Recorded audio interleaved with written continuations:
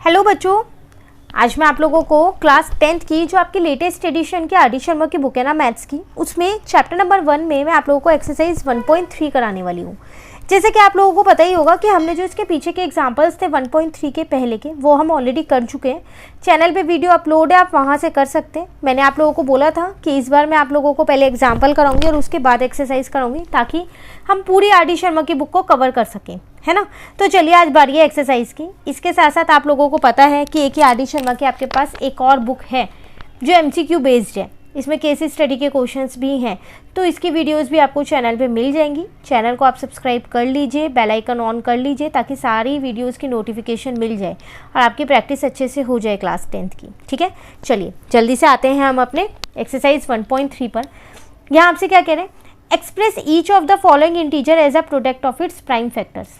आपको क्या करना है, यहाँ पर जितने भी ये इंटीजर्स दे रखे हैं इनको प्राइम फैक्टर्स के फॉर्म में लिखना है, मतलब इनके प्राइम फैक्टर्स लिखने हैं। तो अगर हम यहाँ पर देखें इस क्वेश्चन को नोटबुक में अपनी, तो क्वेश्चन नंबर 1 है हमारे पास, जिसका फर्स्ट पार्ट है हमारे पास है 420। मैंने आपको जब इसके एग्जाम्पल करवाए थे तब दो मेथड बताए थे, या तो आप फैक्टर ट्री मेथड लगा सकते हैं या नॉर्मल जो प्राइम फैक्टराइजेशन होता है वो लगा सकते हैं, है ना। तो आपकी मर्जी, आप किसी भी मेथड से इसको कर सकते हैं। तो मैं कुछ क्वेश्चंस फैक्टर ट्री से करा दूंगी और कुछ इससे, ताकि आपको दोनों ही मेथड आ जाए। क्लियर। तो ये 2 की टेबल में आपके पास 210 पे आता है। अभी भी ये 2 से जा रहा है क्योंकि इसके लास्ट में क्या लग रहा है यहाँ पर 0, 105। अब नहीं जाएगा ये 2 से, अब ये 3 से जाएगा। तो ये 3 की टेबल में आपके पास 35 पे आता है। देन ये 5 की टेबल में 7 पे आता है। देन 7 1 जा। तो 420 के फैक्टर्स अगर हम देखें तो 2 बार तो 2 है, तो 2 raise to power 2 multiply 3 multiply 5 multiply 7, ये आपका आंसर। क्लियर। सेकेंड पार्ट अगर हम इसका यहाँ पर देखें तो वो हमारे पास है 468। अगेन इसके प्राइम फैक्टराइजेशन देखते हैं। यहाँ पर देख के पता चल रहा है 468 है, तो ये 2 की टेबल से जाएगा ना। तो इसको 2 की टेबल से डिवाइड किया तो 234 आया। अगेन इसको 2 की टेबल से डिवाइड कर दिया तो 117 आया। अब ये 3 की टेबल से जा रहा है 39 पे, फिर दोबारा ये 3 की टेबल पे जा रहा है 13 पे। 13 प्राइम नंबर है, 13 1 जा 13 हो गया। क्लियर है। तो 468 के प्राइम फैक्टराइजेशन हो गए 2 की पावर 2 मल्टीप्लाई 3 की पावर 2 मल्टीप्लाई 13। क्लियर। अब अगर हम इसका थर्ड पार्ट देखें, वो है मेरे पास 945। तो लास्ट में 5 लग रहा है। ऐसा करते हैं, पहले इसको 5 से ही डिवाइड कर देते हैं सीधा, तो 189 आ जाएगा। अब 189 तो 3 की टेबल से जाता है 63 पे, फिर दोबारा ये 3 की टेबल में जा रहा है 21 पे। देन 3 7 जा और 7 1 जा। तो 945 के प्राइम फैक्टराइजेशन आ गए 5 इंटू 3 की पावर 3 इंटू में 7। क्लियर। अभी एक और पार्ट है इसमें, फोर्थ पार्ट 7352 है। चलो इसके भी प्राइम फैक्टराइजेशन यहाँ निकाल लेते हैं। तो 5 की टेबल से जा रहा है, ये सीधा सीधा देख के पता चल रहा है। तो मैंने पहले इसको 5 की टेबल से ही डिवाइड कर दिया, तो 1465 आ गया। अगेन ये 5 की टेबल से जा रहा है 293। अब ये 5 की टेबल से नहीं जा रहा, पर अब ये 3 की टेबल से भी नहीं जा रहा। क्यों? क्योंकि 293 मेरा प्राइम नंबर है। तो फिर 7325 के फैक्टर्स क्या हो गए, 5 रेज़ टू 2 इंटू 293। क्लियर है। ये है आपके पास, देखो क्वेश्चन नंबर 1 बुक का। करें क्वेश्चन 2। क्या कह रहे हैं यहाँ पर, determine the prime factorization of each of the following positive integer. Again prime factorization बताने हैं इनके भी। तो 20570 फर्स्ट पार्ट है। तो क्वेश्चन नंबर 2 है हमारे पास, जिसका फर्स्ट पार्ट आपके पास क्या है, 20570 है। फैक्टर्स निकालते हैं। देख के पता चल रहा है कि ये 2 की टेबल में जा रहा है। क्यों? क्योंकि इसके लास्ट में आपको क्या मिल रहा है, 0 मिल रहा है। तो इसको 2 से मैंने डिवाइड कर दिया इसलिए, तो मेरा 10285 आया। अगेन मैं भी इसको 2 से डिवाइड कर सकती हूँ, नहीं। क्यों? क्योंकि इसके लास्ट में 5 है। तो मैंने इसको सीधा सीधा पहले 5 से ही डिवाइड कर दिया, पर अब ये 5 से भी नहीं जा रहा ना। तो अब ये किससे जाएगा, अब ये सीधा 11 की टेबल से जा रहा है 187 पे। 187 फिर से 11 की टेबल पे ही जाएगा 17 पे, देन 17 तो प्राइम नंबर है। क्लियर? तो इसका मतलब मैं ये कह सकती हूँ कि 20570 के प्राइम फैक्टराइजेशन आ गए 2 × 5 × 11 का स्क्वायर × 17। क्लियर? चलिए सेकेंड पार्ट देखते हैं। सेकेंड पार्ट है 58500। देख के पता चल रहा है 2 की टेबल में जा रहा है, क्योंकि इसके लास्ट में आपके पास क्या दे रखे हैं, 2 0 दे रखी हैं, तो मैंने इसको 2 से डिवाइड कर दिया, तो 29250 आ गया।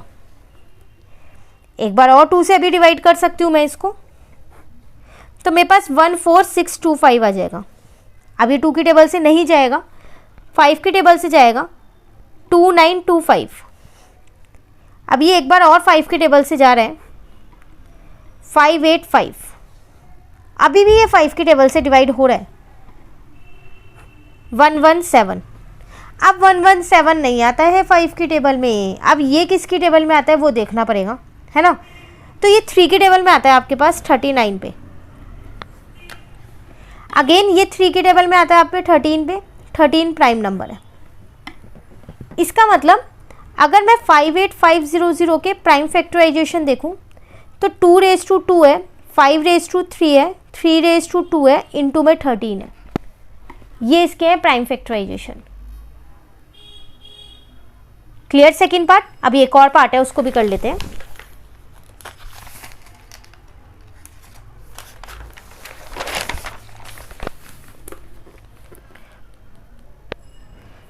थर्ड पार्ट है आपके पास 45470971। काफी लेंदी है,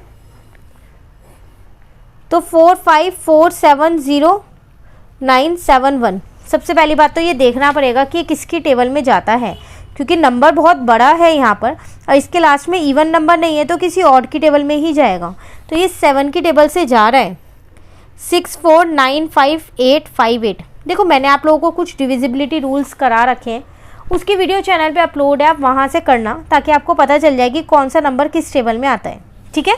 देन 13 का यहाँ पर है 499681। 13 की टेबल से जा रहा था, ये अभी भी 13 की टेबल से ही जाएगा, तो 38437। अब ये देखें तो ये शायद हमारे पास 17 की टेबल से चला जाएगा, बिल्कुल जा रहा है ये 17 की टेबल से 2261। अगेन ये अभी भी शायद 17 की टेबल से जाएगा 133 पे। अब ये 19 की टेबल से जाएगा 7 पे, उसके बाद 7 1 जा 7 हो गया। इसका मतलब मैं इसके प्राइम फैक्टराइजेशन देखूं 45470971 के, तो वो 7 है क्योंकि 2 बार है 7। ठीक है। 13 है, 17 है एंड 19 है। क्लियर? चलिए अब आते हैं अपने क्वेश्चन नंबर 3 पे। 2 क्वेश्चन हमारे कंप्लीट हो गए हैं यहाँ पर। पहले क्वेश्चन 3 रीड कर लेते हैं। यहाँ आपसे क्या कह रहे हैं, express y 7 × 11 × 13 + 13 and 7 × 6 × 5 × 4 × 3 × 2 × 1 + 5 are composite number. Explain करो कि क्यों ये कंपोजिट नंबर्स हैं। तो देखो 2 हैं, पहले एक को करते हैं। तो 7 × 11 × 13 + 13 है, इसमें से मैंने 13 को कॉमन ले लिया, तो 7 × 11 प्लस का 1 बचा। यहाँ आ गया 77 प्लस का 1 78। 78 को मैं क्या लिख सकती हूँ, इसको 13 से डिवाइड करूँगी तो 6 आएगा ना, ये लिख सकती हूँ, है ना। तो यहाँ लिख देंगे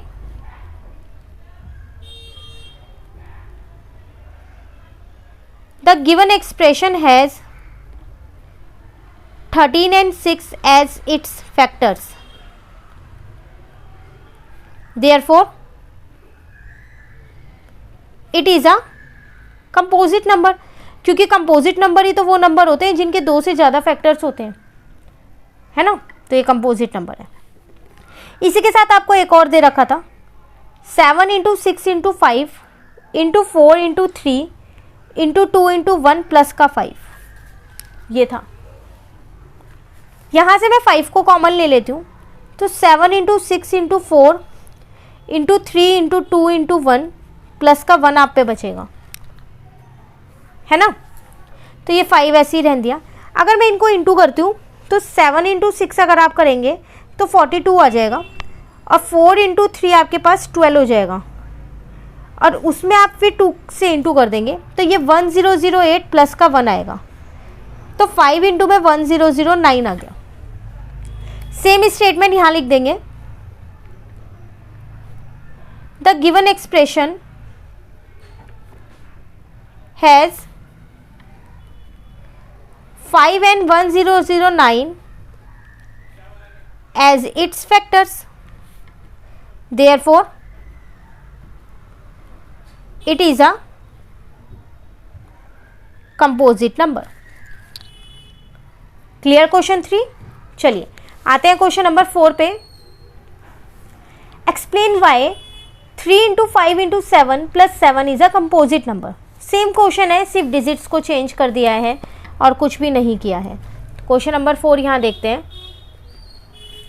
पहले यहाँ लिख लेती हूँ 3 इंटू 5 इंटू 7 प्लस 7 दे रखा है, तो मैंने क्या किया 7 यहाँ से कॉमन ले लिया, तो 3 इंटू 5 प्लस का 1 बचा, तो 15 प्लस का 1,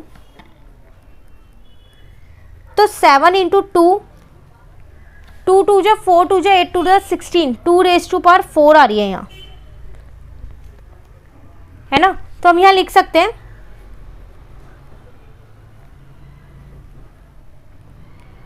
the given expression has 7 and 2 as its factors, therefore it is a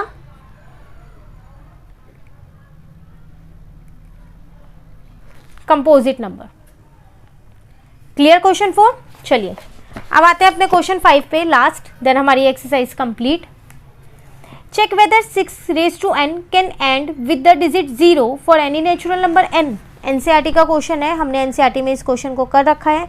साथ के साथ अगर मैं आप लोगों को बताऊं तो हमने ये देखो यहाँ से एग्जाम्पल में भी किया था, ये रहा 4 रेज टू पावर n वाला, सेम क्वेश्चन है ये आपके पास, ठीक है। तो इस क्वेश्चन को मैं रिपीट नहीं कर दूँ, यही स्टेटमेंट आपको यहाँ लिखनी है। तो मैंने एग्जाम्पल में आपको ये पूरी समझा रखी है वीडियो में, तो आप वो वीडियो देखिएगा, वहाँ से आपको पता चल जाएगा। बस 4 की जगह आपको 6 लिखना है और कुछ नहीं करना। हमने इसका एक क्वेश्चन 12 रेज टू n वाला भी कर रखा है। क्लियर?